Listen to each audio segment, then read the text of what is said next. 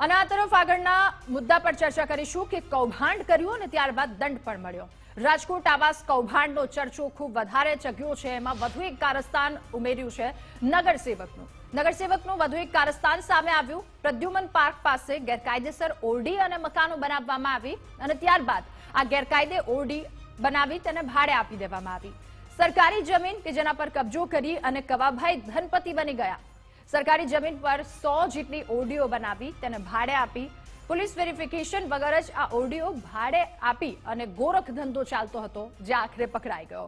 અનેક ઓરડીઓ બારોબાર વેચી નાખી હોવાની પણ આશંકા વ્યક્ત કરવામાં આવી રહી છે। ઢોર બાંધી કબજો કર્યા બાદ ઓરડી બાંધી દેવામાં આવી અને આ વિસ્તાર પર કબજો કરી લીધો। ભાજપના નગરસેવક વજીબેનના ઘરવાળાને તંત્રનું મુખ્ય સમર્થક। રાજકોટમાં અનેક સ્થળે કોર્પોરેટર સરકારી જમીન પર ઓરડી બની ગઈ અને રાજકોટમાં સરકારી આવાસ કૌભાંડના મામલે ભાજપે કડક કાર્યવાહી પણ કરી છે। કૌભાંડ સામે આવતા જ બંને મહિલા કોર્પોરેટરને ભાજપમાંથી સસ્પેન્ડ કરી દેવામાં આવી। દેવુબેન જાદવ અને વજીબેન ગોલતર 6 વર્ષ માટે તેમને સસ્પેન્ડ કરવામાં આવ્યા। ભાજપના શહેર પ્રમુખે માત્ર બીજેપીમાંથી સસ્પેન્ડ કરી સંતોષ માન્યો। શહેર ભાજપ પ્રમુખ મુકેશ દોશીએ બંને મહિલા કોર્પોરેટરને 6 વર્ષ માટે સસ્પેન્ડ કરી છે। આવાસ યોજના પ્રકરણમાં ભાજપ કોર્પોરેટરો વજીબેન ગોલતર અને દેવુબેન જાદવની સામે ગેરરીતિ સાબિત થયા બાદ કડક પગલાં ભરવામાં આવ્યા છે। આ સમગ્ર ઘટનાની વાત કરીએ તો રાજકોટમાં ગરીબોના હકના આવાસનું મોટું કૌભાંડ થયું હોવાનું સામે આવતા જ ખળભળાટ મચ્યો હતો। શહેરના સંત કબીર રોડ પર બનાવવામાં આવેલા ગોકુલનગર આવાસ યોજનાની ફાળવણીમાં મોટું કૌભાંડ આચરવામાં આવ્યું। ભાજપ કોર્પોરેટરે સગા સંબંધીઓને આ આવાસની ફાળવણી કરી દીધી હતી।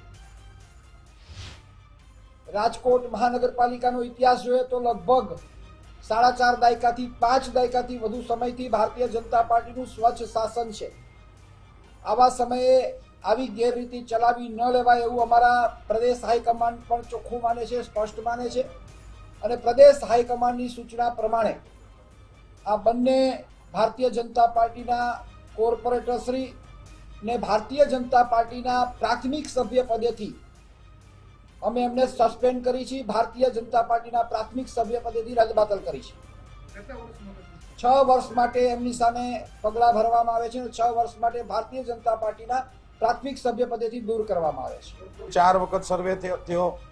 સર્વેમાં શું વિષયો આવ્યા, ક્યાં અધિકારીઓ હતા, સાર્વજનિક સ્વરૂપમાં માનનીય મેયરશ્રીને અમે સૌ પદાધિકારીઓ આજ આપ સૌને અમે ખાતરી પણ આપી છે અને સ્ટેટમેન્ટ પણ હું આપું છું કે આની સંપૂર્ણપણેની તપાસ જે કોઈ પણ અધિકારીઓની ગેરરીતિ સાબિત થશે, તપાસ થશે અને એમાં એ તપાસની અંદર જો એ ગેરરીતિ સાબિત થશે તો એના ઉપર શિક્ષાત્મક પગલાં રાજકોટ મહાનગરપાલિકાના સ્ટેન્ડિંગ કમિટી ચેરમેન તરીકે હું કહું છું કે 100% એના ઉપર શિક્ષાત્મક પગલાં લેવામાં આવશે।